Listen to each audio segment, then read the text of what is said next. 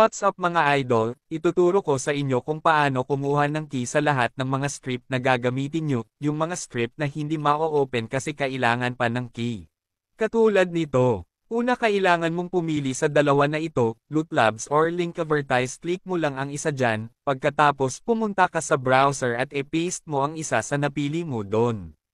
Link Advertise ang pinili ko kasi yun ang sa tingin ko na mas mabilis para sa akin. Kapag ganito na kailangan mong tapusin ang dalawang progress na ito, click mo lang ang Start. Pag ganito na tumingin ka dito sa taas, kung wala ka pang nakikitang word na link back mo lang, katulad nito binaback ko lang. Yan meron ng link na word nag-stop na ako at antayin nyo na lang matapos mag-load ang web. Ang ginawa ko dito pagkatapos ng loading click ko na agad ang get link at ang skip. Antayin nyo lang ito matapos then get link ulit.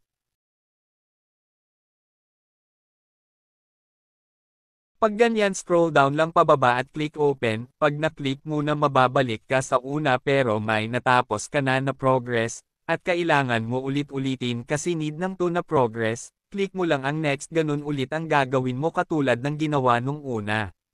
Dito ini-skip ko na, scroll down lang pababa at get a new key pero dapat tandaan ang mga time left ng mga key na ito, para di ka mahirapan hanapin kung saan dyan ang key mo. Ang bawat key na matatapos mo sa progress ay 24 hours lang at kapag na-click mo ang get a new key meron ka dyan makikita na 24 hours key time left at yun ang key mo.